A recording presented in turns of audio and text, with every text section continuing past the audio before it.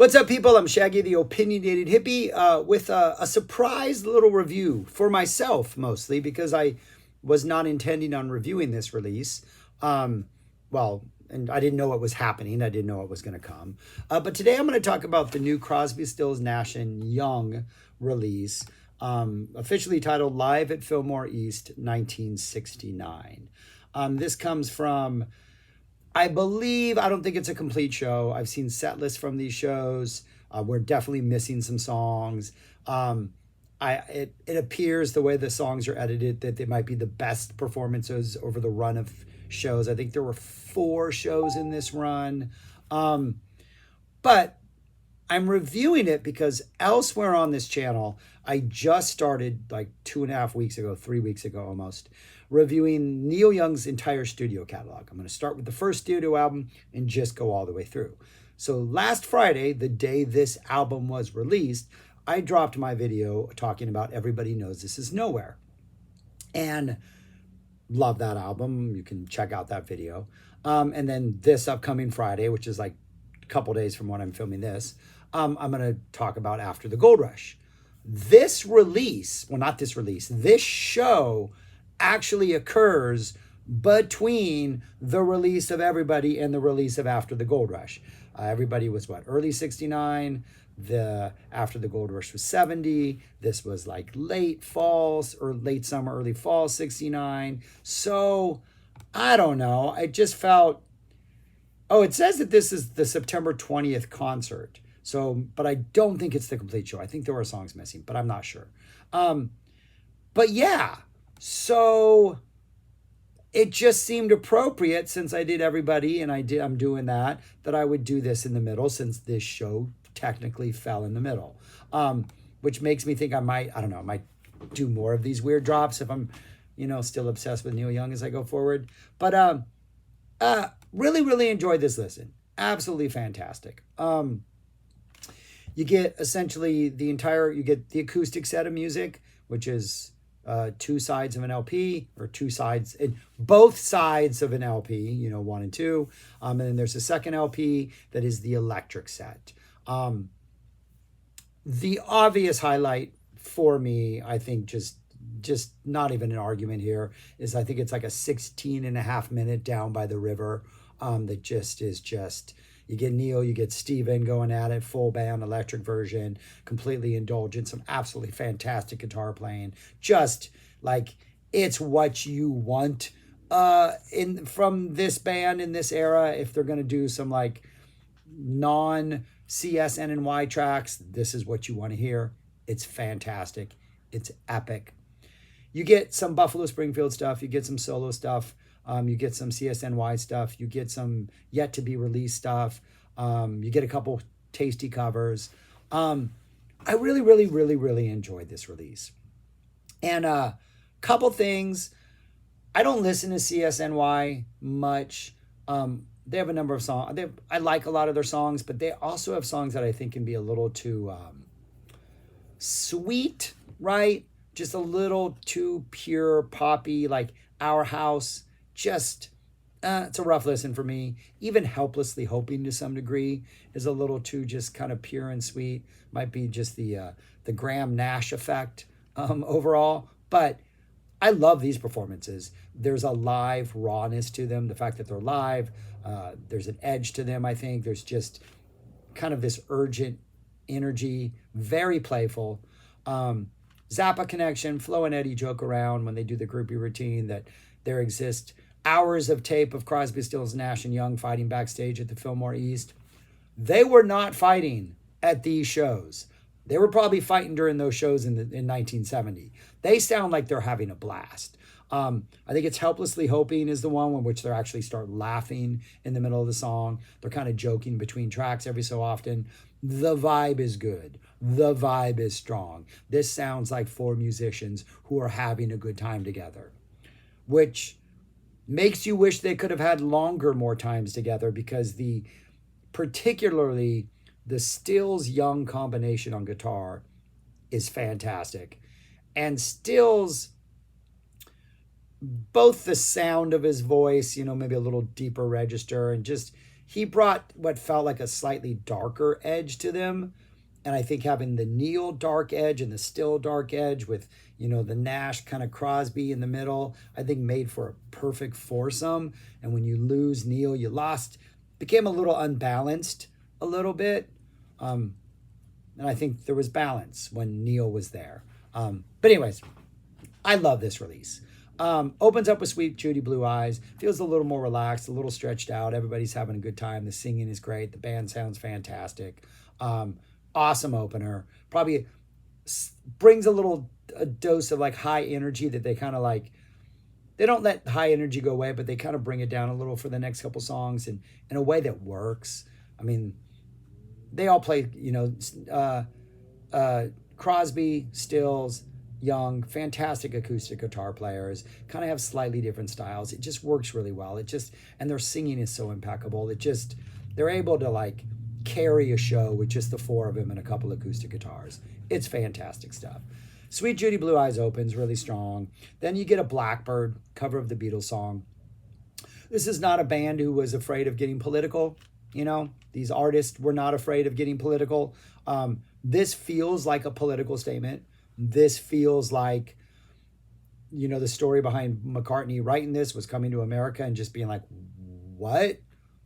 How do they treat minorities here? What the heck is going on?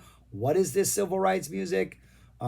Keith Richards has a couple really kind of sad, eye-opening stories about coming to the States and not, letting the blues musicians they revered were not allowed to join them on TV, because they weren't white.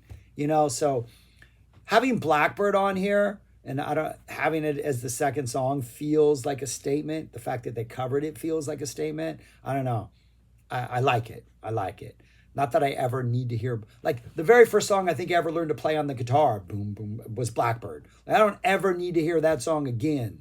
But yeah, I'm glad they do it. Helplessly Hoping, they're laughing through this. I think it sounds better here with just a little live rawness.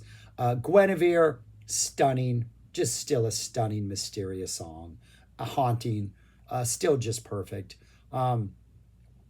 I do want to know how he knows two girls who draws pentagrams. I think that's interesting. Were women drawing a lot more pentagrams in like 69 than they have been since? Interesting that he knows two. Lady of the Island, nice like Graham lead vocal. Kind of reminds me, especially in the beginning, of Julia off the Beatles' White Album. It's a little melodic line in there that kind of just reminds me of Julia a little bit. It kind of veers off of that as the song goes on. But nice, really awesome. Like that's the first side of like the album or those 5 songs. Just perfect. And Guinevere, the Sweet Judy Blue Eyes, and the Guinevere, just these awesome, epic songs. Then we get really nice Stills, Go Back Home. Very like almost like a guitar showcase also for him. Very bluesy, just kind of like both playing guitar and singing. Really nice performance.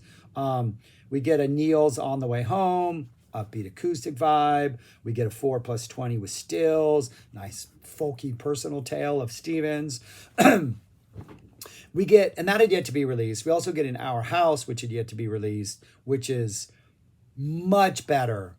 This version, it just sounds a little more intimate, not as cheesy. I don't think the original is cheesy, but it's a little too. It's one of those songs I just heard way too much as a kid. It was played all the time on every radio station, it seems like.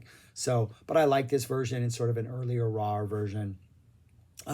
Neil's I Loved Her So Long sounds fantastic. Just that easily identifiable Neil acoustic sound, and then the acoustic portion of the album closes out with You Don't Have to Cry.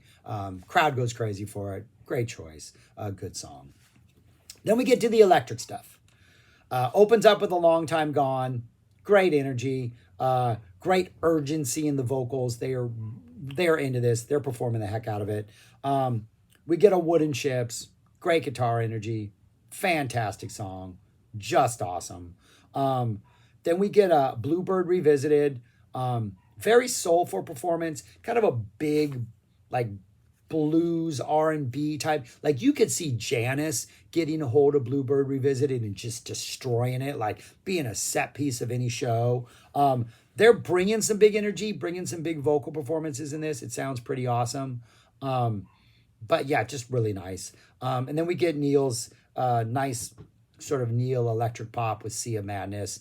The way it's edited, it almost seems like Bluebird Revisited ends and we go right into Sea of Madness, but I think there's some silence in there. I think it's an editing thing and it didn't happen live. Had it happened live, it's a great 1-2 combination, Bluebird into Sea of Madness. Then we get the absolutely epic must hear. If you're a fan of Down by the River, check this one out. It's awesome. Guitar playing's awesome. The song is awesome. The performance is awesome. It's essentially the show closer. It just, leaves it all out there. Fantastic.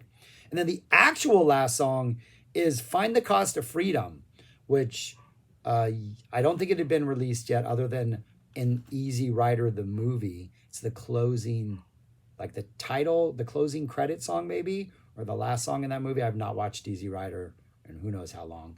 And they just play a short little snippet of that. Like it's like a minute long acoustic. Find the Cost of Freedom. Watch Easy Rider if you want to know what the cost of freedom is. But yeah, interesting little song to close out on. But kind of works, especially after Down by the River, because it's like, oh yeah, don't have much energy for much more. Let's just throw a little snippet of an acoustic song. But I really, really, really enjoyed this release. There's a rawness to it. There's an urgency to it. They sound like they're having a fantastic time. I'm glad I listened to this because as I'm getting ready to sit down and make this After the Gold Rush video, I have thoughts on After the Gold Rush. I think a little of this informs the direction that went, especially considering where everybody knows this is nowhere was, to like have that go into like After the Gold Rush. I think this maybe informs some of those choices. Maybe not. I don't know. Don't know the story. Really the stories behind those Neil albums. I just know the albums.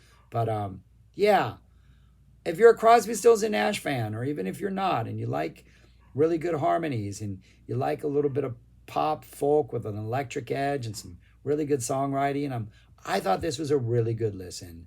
And I just, being that it just dropped in my lap, like in the Neil chronology to have this happen, I thought I can't not review this. It just seems like I was supposed to do it. It's not my album of the week. It did just come out October, when was last Friday? October 25th.